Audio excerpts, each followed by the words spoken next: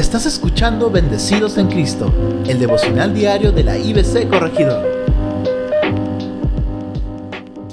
Muy buenos días y bienvenidos a este tiempo devocional Bendecidos en Cristo, basada en la primera epístola de Pablo a Timoteo. Esta semana estamos viendo el capítulo 5 y hoy veremos desde los versículos 3 al 16. Dice la Biblia: honra a las viudas, las realmente viudas. Otra versión dice: ayuda a las viudas que no tengan a quien recurrir. Pablo está exhortando a Timoteo a que tenga el cuidado necesario por todas aquellas mujeres que ya no tenían marido y que no tenían realmente familia, a quienes la iglesia tenía que cuidar, visitar y sostener. Creo que esta es una responsabilidad importante que la iglesia hasta el día de hoy tiene que tener. Estar velando por todos nuestros hermanos y hermanas que no tienen familia y que están solos. Velar por sus necesidades, cuidar de ellos, visitarles. Estimado oyente, si usted conoce en la iglesia a alguien solo, sola, algún ancianito o ancianita que necesita compañía, por favor, visítele. No seamos ajenos a las necesidades de nuestros hermanos y hermanas en Cristo. Por otro lado, dice el versículo 4. Pero si una viuda tiene hijos o nietos, ellos son quienes primero deben aprender a cumplir sus obligaciones con los de su propia familia y a corresponder al amor de sus padres, porque esto agrada a Dios. Entonces había un segundo grupo de personas, en este caso de viudas, que sí tenían familia, y en este caso no era responsabilidad directa de la iglesia cuidar por ellas, sino de los familiares. Los familiares tenían que ocuparse de ellas en primer lugar, aprender, porque parece ser que lo habían descuidado. Parece ser que no estaban asumiendo su responsabilidad, no estaban honrándoles. Y para poder agradar a Dios, Pablo les exhorta a que tienen que cumplir esta obligación. Esto también se aplica hasta el día de hoy. Queridas familias, si ustedes tienen un familiar en un asilo, una ancianita, un ancianito, visítenlo, denle amor, denle cariño, acompáñenle, no sea indiferente. Agrade y glorifique a Dios dándole amor a estos familiares que por razones de la vida se han quedado solos. No seamos indiferentes a ellos. Alguien dirá: pero Pablo, ¿cómo saber si realmente es una persona que necesita o no ayuda?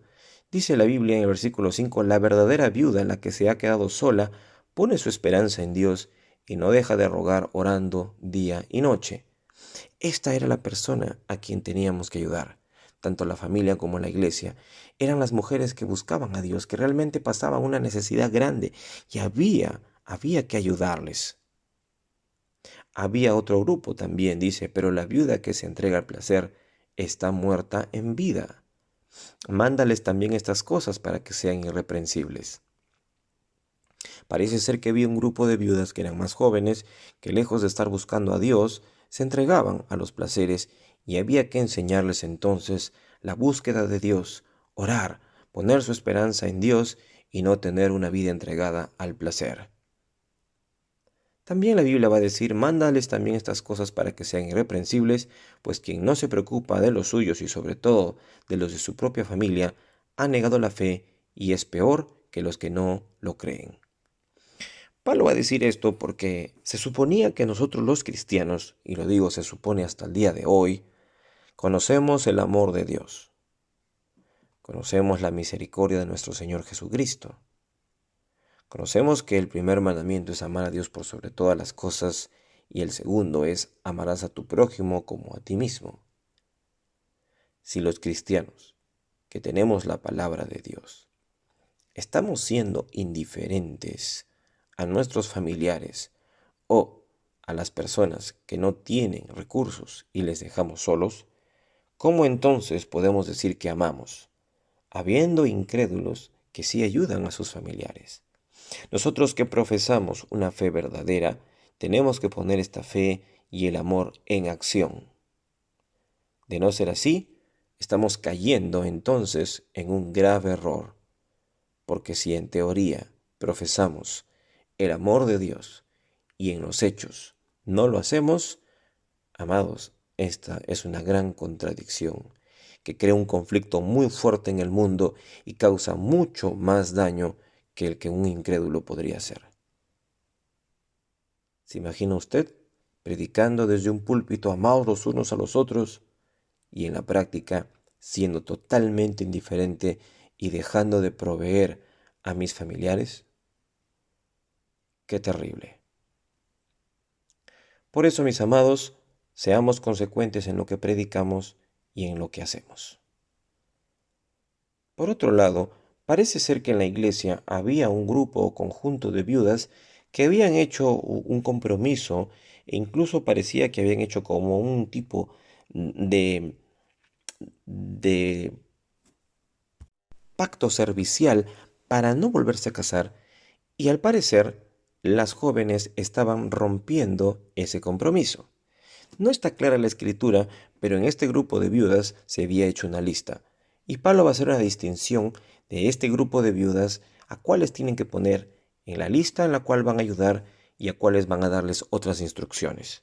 Dice, en la lista de las viudas deben estar únicamente las que tengan más de 60 años y no hayan tenido sino un solo esposo.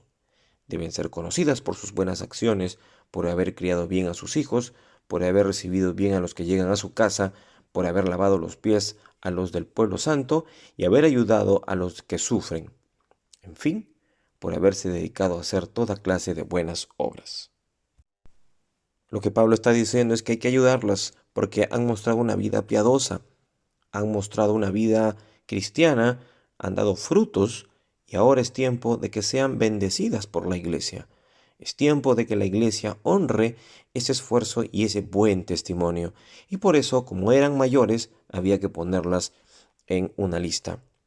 Dios, amado oyente, siempre va a premiar y honrar las cosas que hagamos para glorificarle a Él. No te canses de hacer el bien.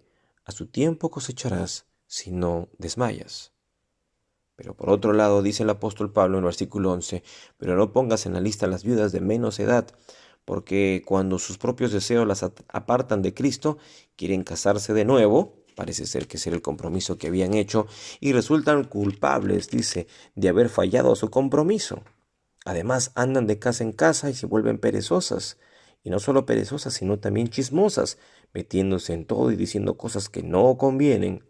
Por eso quiero que las viudas jóvenes se casen y tengan hijos para que sean amas de casa y que no den lugar a las críticas del enemigo, pues algunas viudas se han apartado y han seguido a Satanás. Si alguna mujer creyente tiene viudas en su familia, debe ayudarlas para que no sean una carga para la iglesia. Así la iglesia podrá ayudar a las viudas que de veras no tengan a quien recurrir.